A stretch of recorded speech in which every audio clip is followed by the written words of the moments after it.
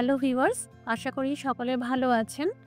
আজকে শেয়ার করব আরেকটি দুর্দান্ত টেস্টি রেসিপি। আমার দিদিমার হাতের একটি রেসিপি, চিংড়ি আলু পোস্ত। উনি যেভাবে এই রান্নাটি বানাতেন একদম সেই পদ্ধতিতে আমিও বানাবো। এই রান্নাটা থাকলে গরম ভাতের সঙ্গে আর কিচ্ছু লাগবে না। নমস্কার, আমি মৌ। আপনারা দেখছেন মৌয়ের সাথে রান্নাবান্না। রেসিপিটি ভালো লাগলে লাইক দিয়ে শেয়ার করে দেবেন, আর এই রকম নতুন নতুন রেসিপি আরও পেতে চ্যানেলটি সাবস্ক্রাইব করে রাখুন।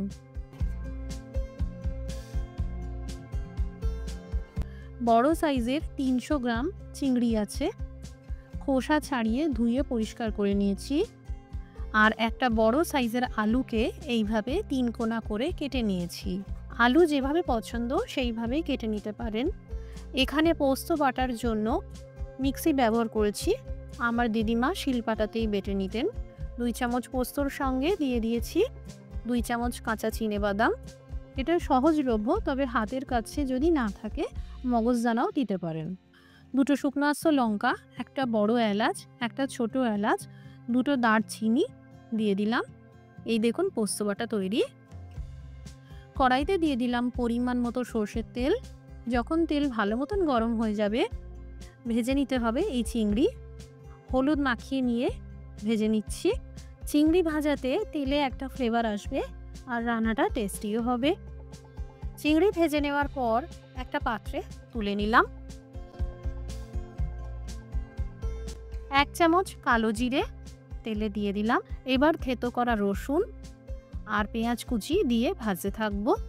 এখানে 4-5টা রসুনের কোয়াকে নোড়া দিয়ে থেতো করে নিয়েছিলাম, আর 2টো বড় সাইজের পেঁয়াজকে কুচিয়ে নিয়েছিলাম। পেঁয়াজ কুচির রং হালকা পরিবর্তন হলেই ভেজে নেব টমেটো কুচি। 2টো বড় সাইজের টমেটো কুচিয়ে নিয়েছিলাম। আধা চামচ করে হলুদ গুঁড়ো, সন্ধক লবণ আর ঝাল লঙ্কার গুঁড়ো দিয়ে ক্রমশ ভাজতে থাকবো। কিছুদিন আগেই ডাক্তার আমার বাবাকে সাদা লবণ খেতে বারণ করেছিলেন, তাই আমি রান্নায় সন্ধক লবণের ব্যবহার করেছি। আপনারা যে লবণ দিয়ে প্রতিদিন রান্না করেন তাই দিয়েই রান্নাটা করবেন। উপকরণগুলি ভাজতে ভাজতে এইভাবে কম আঁচ করে একটু ঢেকে রাখলাম, যাতে পেঁয়াজ টমেটো সফট হয়ে যায়। যখন ভালো মতন এইভাবে সফট হয়ে যাবে দিয়ে দিতে হবে কেটে রাখা আলু। আবারও মশলার সাথে 2 মিনিট মতন ভেজে নিতে হবে। আপনারা চাইলে এই রান্নায় আলু আলাদা করেও ভেজে নিতে পারেন। এবার এই পোস্ত বাটার মিশ্রণটা দিয়ে দিলাম, আর যতটুকু পোস্ত পাত্রে লেগেছিল ধুয়ে দিয়ে দিলাম।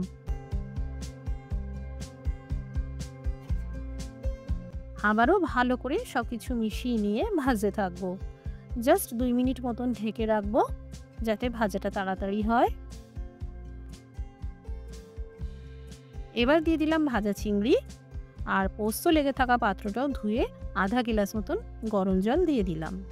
4টে গোটা কাঁচা লঙ্কা দিলাম, এটা পুরোপুরি অপশনাল। স্বাদ অনুসারে সন্ধক লবণ দিয়ে দিলাম। এবার কম আঁচ করে ঢেকে আলু সিদ্ধ হওয়া পর্যন্ত রান্না করব। চিংড়ি আলু পোস্ত একদম তৈরি। সব শেষে আধা চামচ চিনি মিশিয়ে দিলাম। এখনও যারা এই রান্নাটি বানাননি একবার এইভাবে বানাবেন, অপূর্ব স্বাদ হয়।